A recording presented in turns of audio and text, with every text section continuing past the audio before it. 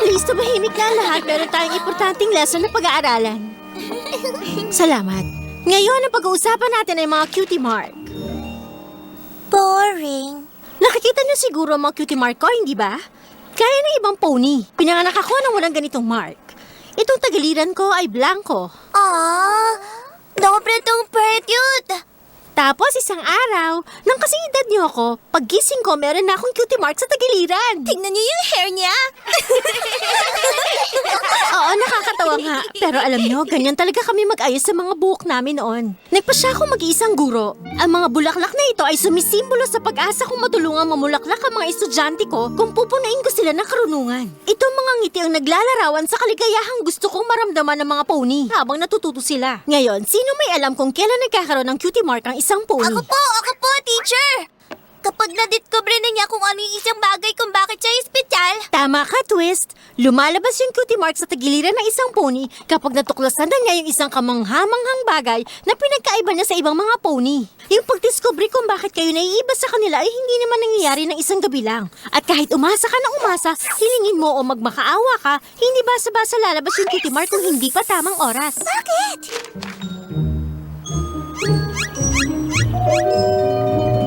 Apple Bloom, ano yung pinapasa mong papel? Kasi, Gaano ba ka-importante yan? Hindi ka makapaghintay na matapos sa klase. Blankong papel? may naaalala ka ba ng isang pony?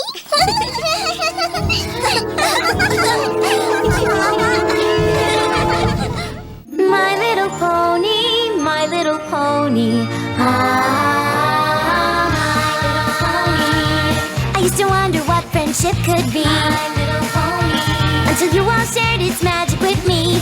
Big adventure, Tons of fun. a beautiful heart, faithful and strong. Sharing kindness. It's an easy feat, and magic makes it all complete. You have mine. Did you know you are my very best friends?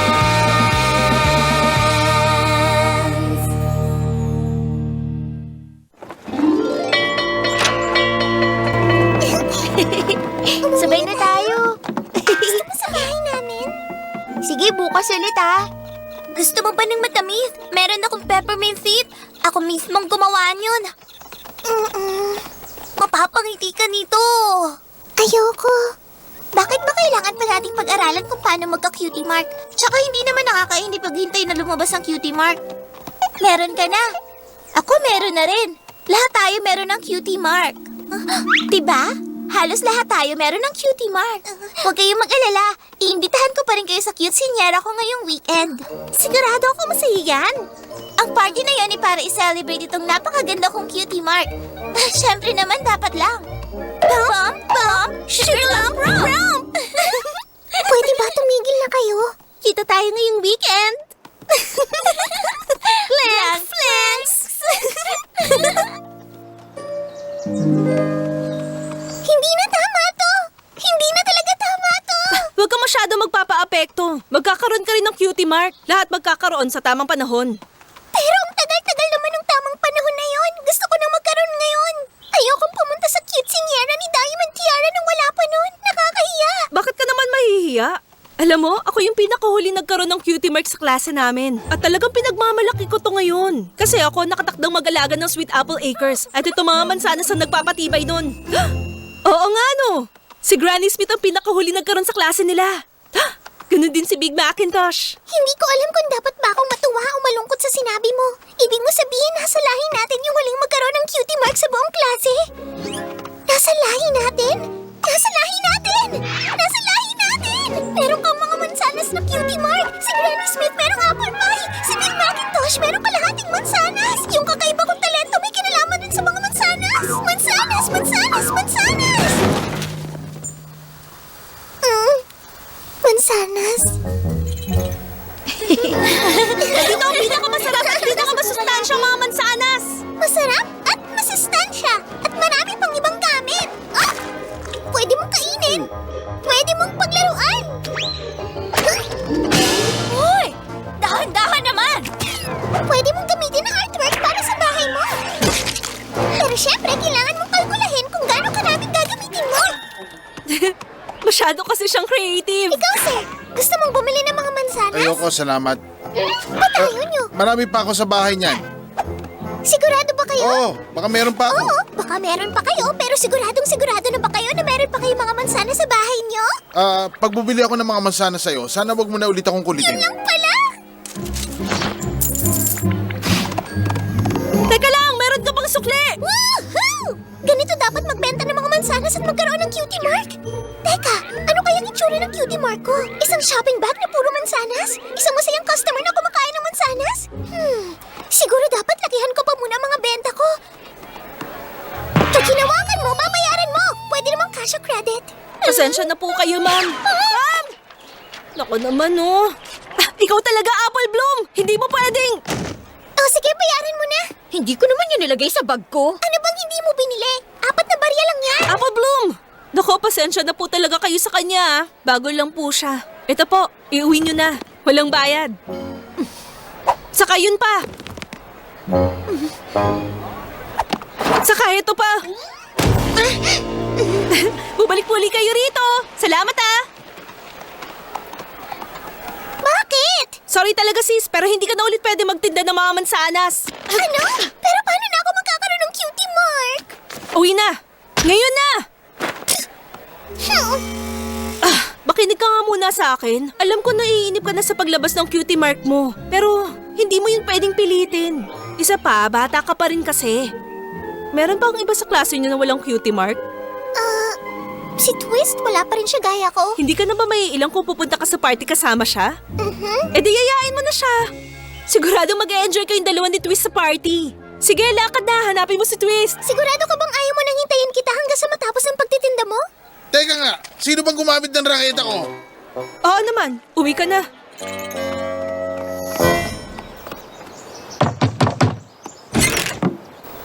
Oh, kamusta na, Apple Bloom? Kasi iniisip ko, baka gusto mong pumunta tayong dalawa sa Cutesiniera ni Diamond Tiara. Wala pa akong cutie mark. Ikaw wala ka pa rin cutie mark.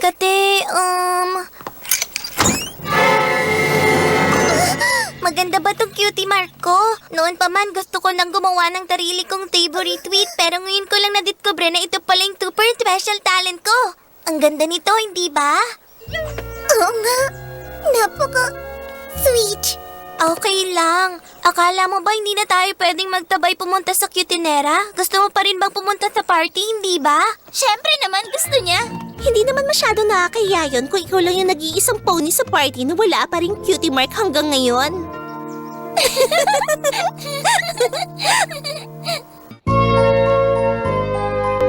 Wow! Meron palang isang pony dito na merong madilim na ulap sa ibabaw ng ulo niya. O sige, gagawan ko muna ng paraan. Anong problema, Apple Bloom? Merong cutesiniera ngayong hapon. Pupunta lahat ng pony sa klase namin. At lahat sila meron ng mga cutie mark. Gusto ko na sana magka-cutie mark pero hindi ako magaling magbenta ng mga mansanas. Pero paano ako pupunta doon kung wala pa akong cutie mark? Sabi ni ate lalabasin sa tamang panahon pero ang gusto ko ngayon na yun! Cutie mark? Pwede kitang gawa ng cutie mark na gusto mo. Pero sabi ni ate lalabasin sa tamang panahon. Kailangan ko lang daw maghintay. Bakit kailangan mo pang maghintay na mangyari yun kung kaya ko namang gawin? Pero sabi kasi ni ate sa akin. Teka, sino ba pakikinggan mo? Si Applejack? O yung pony na pinakauna nagkaroon ng cutie mark? Mahilig talaga akong lumipad noon pa. Pero pinakayo ako na naghihintay. Hanggang sa mangyari yung pinakauna kong karera kaya na-discover kong kailangan ko maging mabilis at kazam! Lumabas ang cutie mark na to. Nakasing bilis ng kidlat. Yan, tama yan! I-stretch mo mga binti mo para hindi ka mahirapan sa gagawin mo. Ang sikreto dito, kailangan mo lang subukan ng lahat ng bagay hanggang sa makakaya mo. At yun ang maglalabas ng cutie mark. Handa ka na ba? Oo, handa na! Ang sabi ko, handa ka na ba talaga? Oo, handa na! Juggling, go!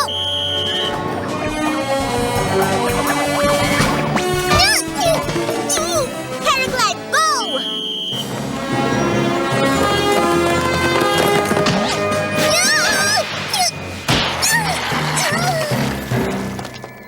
Karate, go!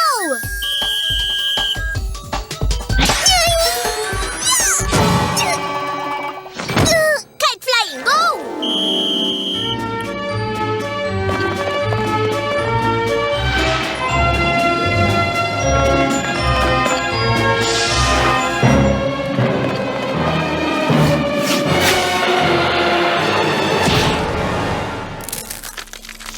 Ultra Pony Roller Derby, go!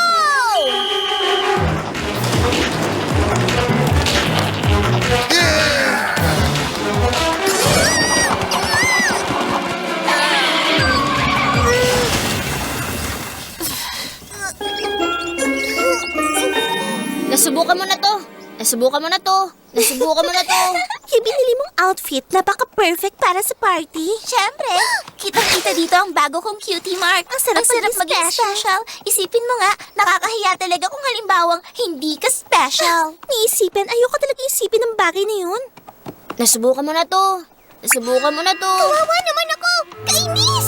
Hindi na ako makakahanap ng bagay na magaling ako. Baka naman magaling kang kumain ng mga cupcake. Kumain ng mga cupcake? Kumain ng mga cupcake. Kumain ng mga cupcake! Nagpapasalamat ako sa tulong mo, Rainbow Dash. Magaling ka na, Coach. Tsaka marami akong natutunan sa'yo. At sigurado ako mas marami pa ako matututunan. Pero may mga cupcake pa akong kakainin. Kita na lang tayo sa Quinceañera. Sandali lang, Pinkie Pie. Papunta na ako. Bakit kaya hindi ko man lang ito naisip agad? Cutie Mark na kumakain ng cupcake? Wala man lang kahirap-hirap. Teka, nasa na yung mga cupcake? Handang-handa na akong kumain. Wala akong mga cupcake dito. Oh. Pero mukhang magaling kang tumulong na gumawa nun. Pwede naman. Mukhang okay rin yung Cutie Mark na gumagawa ng mga cupcake. All you have to do is take a cup of flour, add it to the mix. Now just take a little something sweet, not sour, a bit of salt, just a pinch. Baking these treats is such a cinch. Add a teaspoon of vanilla. Add a little more and you count to 4 and you never get your fill of cupcakes. So sweet and tasty cupcakes. Don't be too hasty cupcakes. Cupcakes, cupcakes, cupcakes.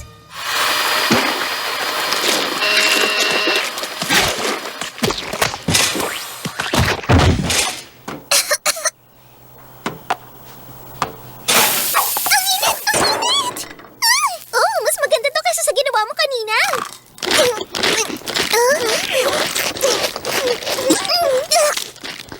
Mukha yatang hindi rin ako bagay na maging isang baker. Tanggapin ko na lang talaga. Walang lalabas na cutie mark sa akin habang buhay. Ano yung nakalagay dyan? Meron bang nakalagay? Meron nang nakalagay sa tagiliran ko? Meron na! Meron na! Meron na! Meron ng cutie mark! Parang, measuring cup? Hindi. Mixing bowl? Hindi rin. Mga cupcake ba to? O baka tawar ng mga cupcake? Flower! Oo, flower nga! Yay! Nahulaan ko rin! Anong laro ang gusto mong laruin? Sabihin mo bingo! Sabihin mo bingo! Wow! Anong nangyari dito sa kitchen mo? Gumagawa kami ng mga cupcake! Gusto mong tikman? Hindi na, salamat. Hindi dahil sa hindi mo kang masarap kainin. Twilight! Kailangan mo akong tulungan! Anong problema? Ngayon ang Quinceañera ni Tiara, lahat ng kaklase ko pupunta. Kaso meron na sila mga cutie mark. Gusto ko na rin magkaroon ng cutie mark pero hindi ako magaling magtinda ng mansanas. Mag-paragliding o mag-bake pero gusto ko pumunta sa party pero paano ako pupunta doon kung wala pa akong cutie mark? At gusto ko ngayon na yun lumabas! Hindi ko maintindihan. Paano ka matutulungan? Eh di gamitin mo yung magic mo para lumabas yung cutie mark ko. Nako, hindi Apple Bloom. Ang cutie mark ay isang bagay na dapat madiskubre ng isang pony para sa sarili niya. Na Twilight, subukan mo lang. Pasensya ka na, Sige pero... na, please, please, please, please! Sige na. Salamat, salamat talaga! Yes! Alam ko naman na kaya mong gawin. Pasensya ka na, Apple Bloom. Pero sinabi ko sa'yo... Subukan mo ulit! Subukan mo ulit!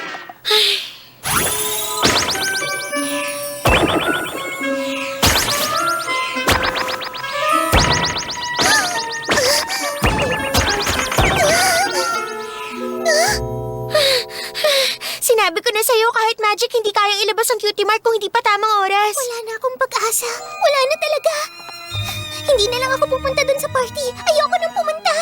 Pagtatawanan ako ng lahat. Lolokohin nila ako at ipapahiya. Yun ang pinakamasamang party sa buhay ko. Baka naman iniisip mo lang yan. Di bale na lang. Wala nang paraan para makapunta ako dun sa... Uy, ang ganda niya na. Party!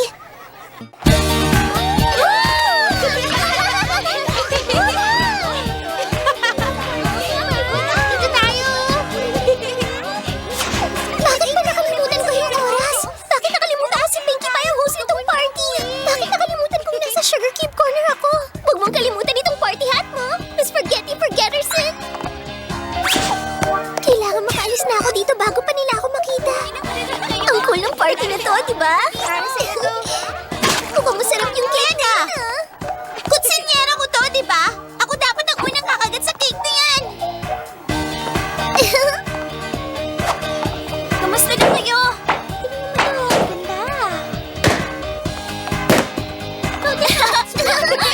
Ang saya naman. Napaka namin kayo hinihintay. Doon tayo. Oo. Gutom na ako. Kain muna tayo. Okay, Apple Bloom, malapit ka na sa labas. Parang masarap.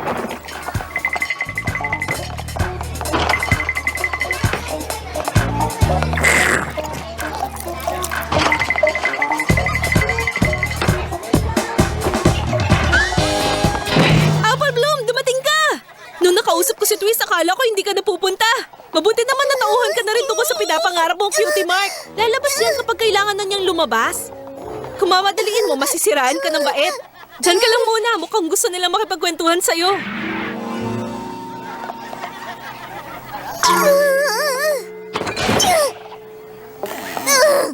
Tingnan mo nga naman. Tingnan mo kung sinong nandito. Nice outfit. Ito bang suot ko? Halos ngayon ko lang ito nagawa. Ayaw mo lang ipakita yung cutie mark mo eh. Ah, teka. Oo nga pala, wala ka pa rin nun. Meron na akong cutie mark. Ah, talaga? Kailan pa? Mula pa, kaninang umaga. Ah, talaga ba? Patingin nga kami.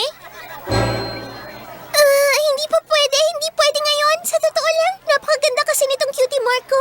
Saka baka kapag pinakita ko to, ako ang magiging sentro ng lahat imbis na ikaw. May tsapwera ka sa sarili mong cutesingera? Hindi mo ba naisip na nakakahiya yun mangyari? Ah, hindi bali na lang. Ayoko rin naman makita kung ano yan. Okay, sige. Makikipagkwentuhan na ako. Enjoy ka sa party mo.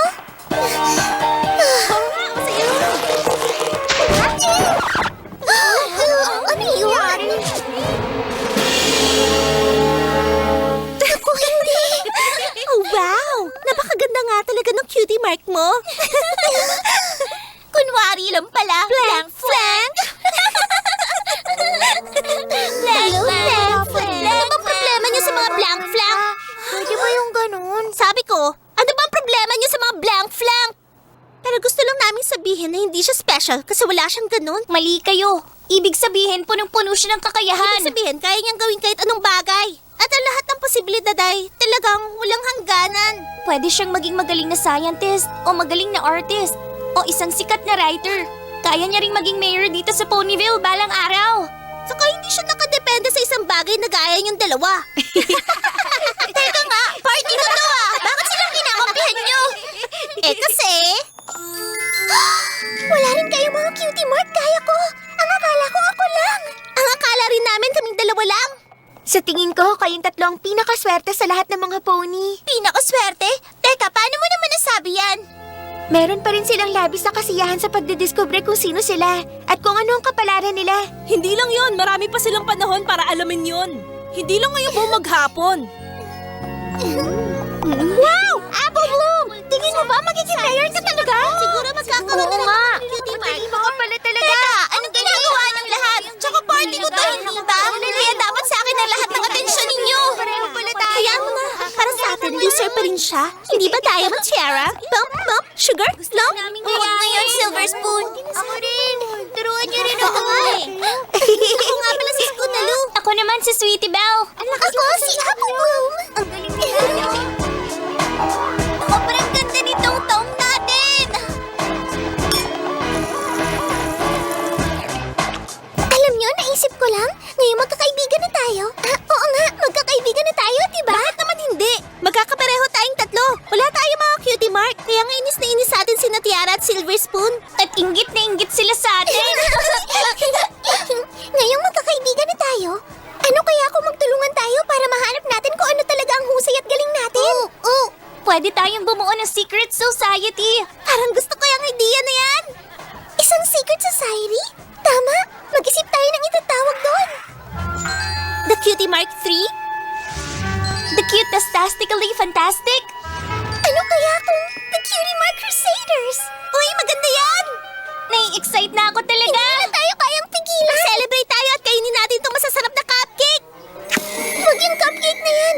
Maniwala ka sa akin! Tignan natin kung meron pang cookies doon. Okay, tara! Dearest Princess Celestia, Masaya akong ibalita na isa sa mga pinakabatang pony ay may natutunang mahalagang aral tungkol sa pakikipagkaibigan. Kung minsan sa mga iniisip mo, pwedeng mawalan ka ng mga kaibigan at mawalan ng halaga. Ay pwede ring maging paraan para magkaroon ka ng mga tapat na kaibigan at malalaman mo kung gaano ka ka-special.